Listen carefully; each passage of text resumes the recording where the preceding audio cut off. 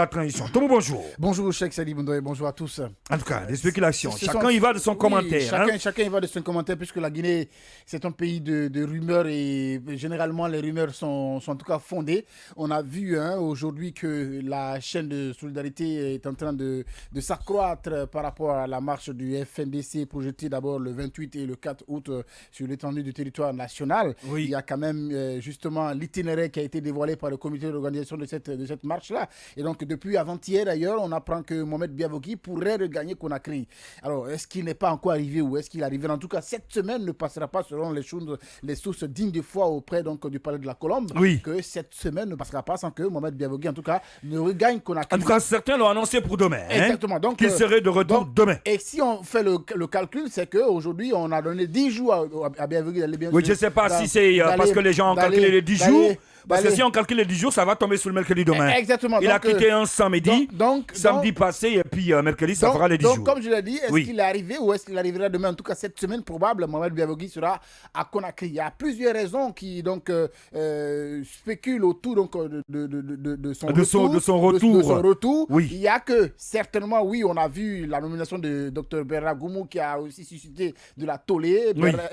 Biavogi qui est parti sans aucune communication. Oui. C'est le gouvernement qui a rassuré qu'il est en vacances et tout. Aujourd'hui, il arrive parce qu'aujourd'hui, les braises sont prêtes, parce que les carottes sont cuites par rapport à la marche de la manifestation. Donc, il faut qu'il arrive justement pour essayer, tenter de relancer le dialogue politique. Mais est-ce qu'il ne va pas venir un peu tard? Non, exactement. La marche, elle est prévue après-demain, le 28. Et Koundouno, alors, s'il vient demain, c'est pas évident. Et Koundouno, qui a été reçu hier par la team Abaka Kondi dans l'émission On le fait le monde, il a dit que les courriers ont été déposés au niveau de toutes les mairies où la marche pourrait, les communes où la marche pourrait et puis mieux qu'on nous dit que cette marche, que c'est comme si on a l'impression, ce n'est pas seulement forcément pour retour à l'ordre constitutionnel, mais tous qui sont frustrés, tous qui sont fâchés, tous qui ne sont pas d'accord avec le CNRD. Il a même parlé du cas de Kiné Games.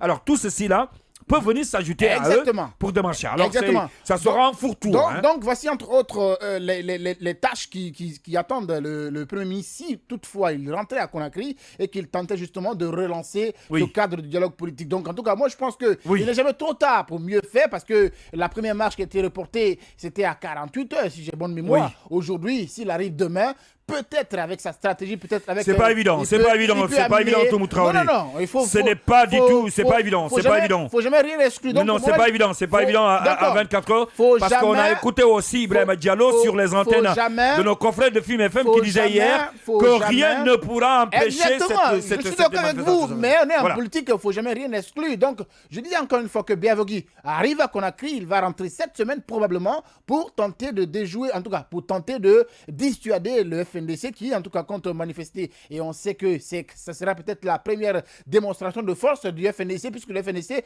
entend mobiliser au moins 1,5 million Guinéens dans le Grand Conakry, donc pour interpeller les autorités et aussi sur certaines dérives de la transition. Donc je pense que c'est une bonne chose. Biavogi doit rentrer, prendre son fauteuil au palais de la Colombe, mettre les choses à l'ordre, puisque c'est de ça qu'il s'agit. Aujourd'hui, il ne peut pas être à l'extérieur pendant qu'il est le Premier ministre de la transition et que le pays est sur ses nerfs. Chacun va de son commentaire pour interpeller le CNRD. Donc je pense que c'est la première information à donner à nos téléspectateurs et aux lutteurs. Biavogi arrive forcément en Guinée et il va tenter de convaincre, en tout cas de dissuader le FNDC qui compte manifester le 28 juillet. Le 28 juillet à venir, ça sera après-demain. Donc merci Tomou.